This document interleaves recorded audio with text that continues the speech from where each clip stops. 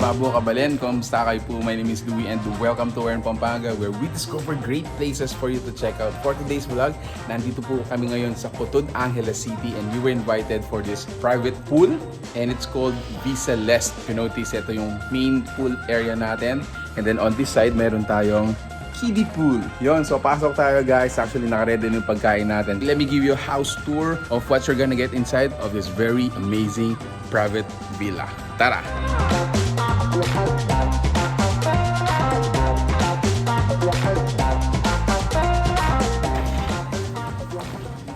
Alright, so this is it guys. Pansin nyo, ito yung table namin. Since it's, you know, it's gonna be parang rest day na rin namin. Kaya sinama ko na yung mga family ko. Hello! Okay, bilis lang. Ito, si Luis na lang. Hi Luis! Alright, so this is the living area. At the same time, meron tayong dalawang bedroom dito. The master bedroom and a regular bedroom. Yan, notice meron tayong center table dito. Could be a dining table as well. And then ito yung main natin, mga kitchen natin. So there's the kitchen, dining table. Ayan, they're preparing the food for today.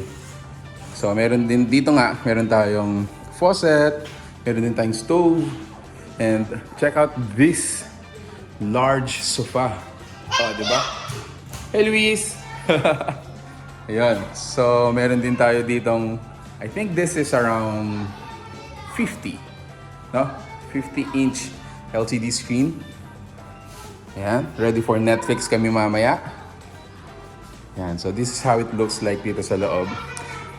And then, this is the master bedroom. Ito, master bedroom.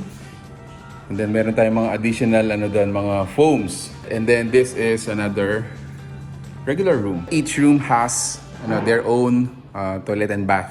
Let's talk about the price, no? So the entire villa or the entire property is gonna be 11,000 during Mondays to Thursday, and then Friday to Saturday naman is going to be 13,000 pesos only. Now maximum packs natin dito, yan, yung maximum packs natin dito is 15 heads. In excess of that, 200 pesos per head lang naman. Right, Luis? This is going to be our first meal for the day. May baon kami dito, Peking chicken. What is this? Tintad. Tintad pata. Of course, may rice tayo. And then, meron tayong sushi, courtesy of Sushi by Jace. And, ayan, kasama natin yung mga sisters. You good, ma? Baby boomers. Yeah! Yes. Nga pala, meron silang magic sing dito. So, if you want to avail that one, additional 500 pesos lang ata. And now, the end is near. Ang galing! Galing na boses ko.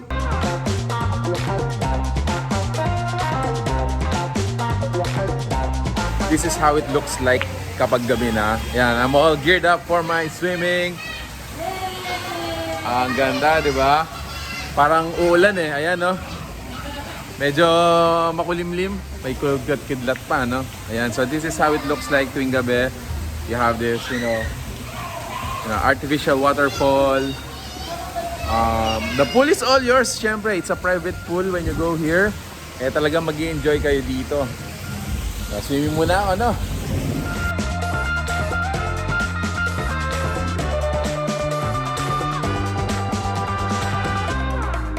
Day 2 of our stay dito sa Vicelest Resort. Mommy's preparing for her day 2 swim.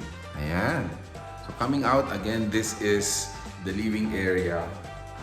Dito kagabi nagmo-Mobile Legend kami dito while the kids are watching YouTube. And then labas tayo guys because I wanna show you kung ano yung itsura ng swimming pool natin during daytime.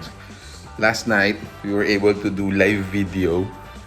Ayan. And now, I wanna show you kung ano yung itsura ng swimming pool natin.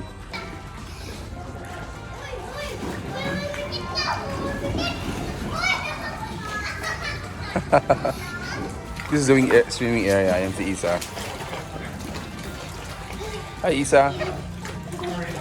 So, meron tayong main swimming pool area. Meron tayo for kids.